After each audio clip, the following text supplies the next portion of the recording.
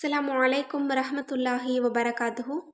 இன்றைக்கான பதிவில் ஆசைப்படுவதை நடத்தி தரக்கூடிய ஒரு அற்புதமான வஜீஃபாவை தான் நம்ம பார்க்க போகிறோம். இன்ஷா அல்லாஹ் இந்த வரியை இன்றைக்கு நீங்கள் பார்த்து ஓதுனீங்க அப்படின்னாலே போதுமானது.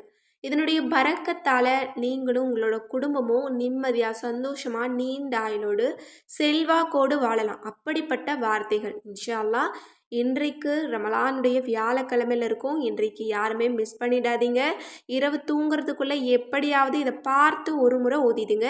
3 நாளைக்கு பிறகு பாருங்கள், உங்களுடைய வாழ்க்கை வேறு லெவலுக்கு போகும். அல்லாஹ்தாலா நீங்கள் கேட்கக்கூடிய வாழ்க்கையை உங்களுக்கு அமைச்சு தருவான்.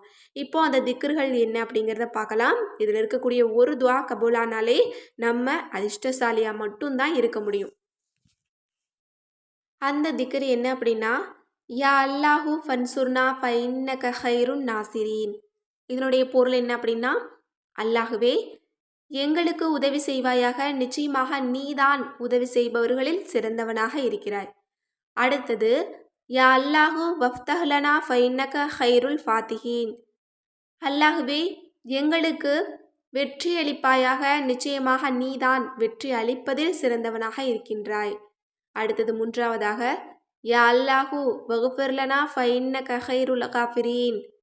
இதனுடைய பொருள், அல்லாஹ்வே எங்களுக்கு மன்னிப்பை வழங்குவாயாக, நிச்சயமாக நீதான் மன்னிப்பதில் சிறந்தவனாக இருக்கிறாய். அடுத்தது, யா அல்லாஹு வர்ஹம்னா ஃபைன்னக ஹைருர் ராஹிமீன். அல்லாஹ்வே எங்கள் மீது கிருபை செய்வாயாக, நிச்சயமாக நீதான் கிருபை செய்பவர்களில் மிக்க மேலானவனாக இருக்கிறாய்.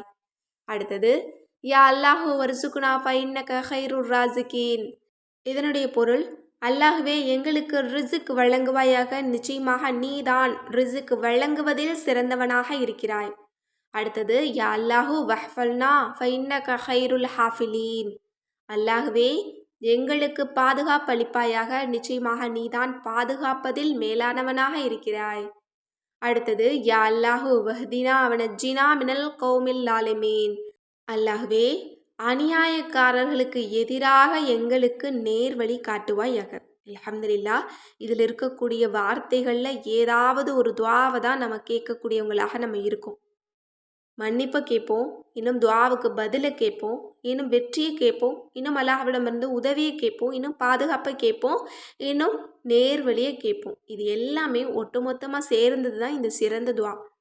இதை ஓதிட்டு இன்ஷா அல்லாஹ் இன்றைக்கு நீங்கள் துவா கேளுங்க. அல்ஹம்துலில்லாஹ். இதில் இருக்கக்கூடிய ஒரு துவா கபூல் ஆனாலே நம்ம அதிர்ஷ்டசாலியாக தான் இருக்க முடியும். இது எல்லாமே நமக்கு கபூல் ஆகிச்சு அப்படின்னா இந்த உலகத்தில் சந்தோஷமான மகிழ்ச்சியான நபர் நம்மளாக தான் இருக்க முடியும். எனவே இன்றைக்கு புனிதமான ஜுமாவுடைய தினத்தில் யாருமே இந்த திக்ரை மிஸ் பண்ணிடாதீங்க.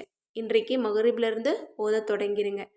அல்ஹம்துலில்லாஹ். இதை ஓதி இதனுடைய சிறப்புகளையும் பலனையும் அடைந்து கொள்ள எல்லாம் வல்ல அல்லாஹ் நம் அனைவருக்கும் நற்கிருபை செய்வானாக. ஆமீன் என்று கூறி இந்த பதிவை நிறைவு செய்கிறேன். இந்த விஷயங்கள்லாம் உங்களுக்கு பிடிச்சிருந்தது அப்படின்னா இந்த சேனலை லைக் பண்ணுங்கள், ஷேர் பண்ணுங்கள், கமெண்ட் பண்ணுங்கள், கண்டிப்பாக சப்ஸ்கிரைப் பண்ணுங்கள். அஸ்ஸலாமு அலைக்கும் வரஹ்மத்துல்லாஹி வபரகாத்துஹு.